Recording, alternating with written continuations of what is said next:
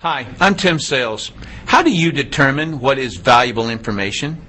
Do all authors have the same value to you? Well, of course the answer is no. Everyone knows the answer is no. But if you were to ask people, what method do you use to determine if what you read or hear is valuable or not? You'll get some pretty goofy answers.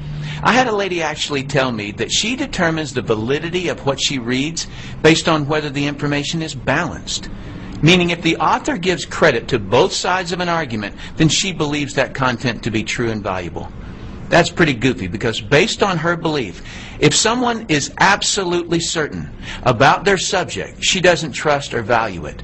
Another person claimed that it depends if the website or presenter looked professional. That too is goofy and can lead one down many wrong paths. My former profession was underwater bomb squad. The information we operated on meant life or death. I learned there how to place the correct value on what I read or heard. My desire here with this short clip is to share with you how to determine whose advice to take. The very first thing you need to determine from any author you're reading or listening to is whether you're hearing their belief on the subject or is what you're hearing provable fact. I'm saddened at how people will read a person's belief on a subject and forever operate their life as if the author gave them provable information. I remember a history professor giving the class his religious beliefs as if it was factual. The sad part is there were people who took that professor's belief mostly because he appeared to be an authority to all of us. But the information he gave us on religion was his beliefs only, none of which was provable. That being said, you have to be very careful in reading or listening to statements of so-called facts that mislead you. As an example, I recently read, your odds of making big money in network marketing are lower than winning at gambling in Las Vegas. Well, factually, the highest odds you can get in Las Vegas is the roulette table at slightly under 50-50 odds. So the author's statement is true. But how the author tricked you was by implying that making money in network marketing is based on odds or chance. It's not. It's based on performance. So the whole statistic is actually irrelevant. Had the author actually succeeded in network marketing, he would have known this. The author also tricked you by taking the statistic out of context. The author didn't tell you that no business venture in the world will give you those same 50-50 odds.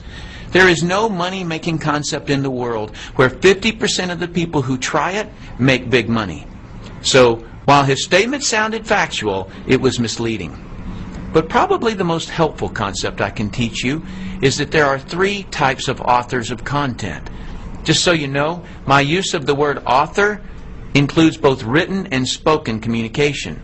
Here are the three types of authors: those who have never done it, those who have done it and failed, those who have done it and succeeded. Author type number one are authors who have never done what they're writing or talking about. Newspapers, magazines, television writers, and reporters rarely have done what they're writing or talking about. Their information comes from hearsay and as an outsider looking in. Many attorneys, professors, parents, and in-laws give advice on subjects they've never done.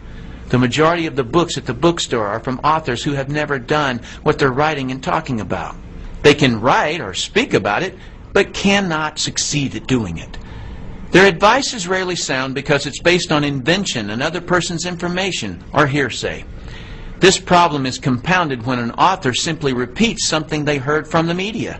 Now there are two layers of people who can't do what it is they're talking about, but think they know something about it. Authors who have never done what it is that they're writing about or who have never succeeded at it cannot possibly place the correct importance on the subject.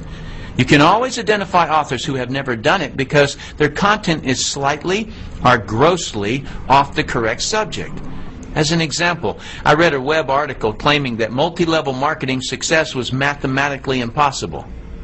Do you see what I mean about authors writing about what they've never done? He completely missed the subject. And as for his mathematical theory, that's like claiming that it's scientifically impossible for a bumblebee to fly. Has it ever occurred to that author to just look? The MLM industry sells $109 billion worth of products and thousands of people earn millions of dollars. Plus the oldest MLM company is still growing. Author type number 2 are authors who have failed at what they're writing or talking about. When someone has failed at what they write or talk about, it is common for them to be critical of the subject and those who do it. When someone is critical of something, they are inclined to find fault with it. Why? Because something about the subject is a complete mystery to them, and they feel inadequate. They obviously couldn't figure out some part of it, and they quit before they ever found out. Take, for example, a person who wanted to be a real estate investor but failed at it. He will project his negative experience onto whatever he writes or says about the business. He'll typically write and talk about what's hard, wrong, or dangerous about real estate. Why? Because he never figured it out, and someone who succeeds at it proves his inadequacy on the subject of real estate. His worst nightmare is people succeeding at real estate investing. His negativity may focus on the aspect of real estate investing that caused him to fail, but more than likely he doesn't know why he failed. So he tries to make everything about real estate wrong, including anyone who does real estate. Just a warning, on every subject there are more people that quit at it than people who succeed. So you may find much more negative information about your subject than positive information. Do not take advice from authors who have quit at what they write or talk about. They are resentful and do not want you to succeed where they failed. Others' success only proves their inadequacy. They may claim that they only want to protect you, but in reality, they only want to protect themselves from a sense of failure by preventing you from trying and succeeding. Author type number 3 are authors who have succeeded at what they're writing and talking about. If an author has succeeded at what they are writing or talking about, they are a valuable asset to you, and their advice is worth listening to. They know what is important and what is not important about the subject. If you hear information from author type 1 or 2 that concerns you, ask author type 3 to explain it to you.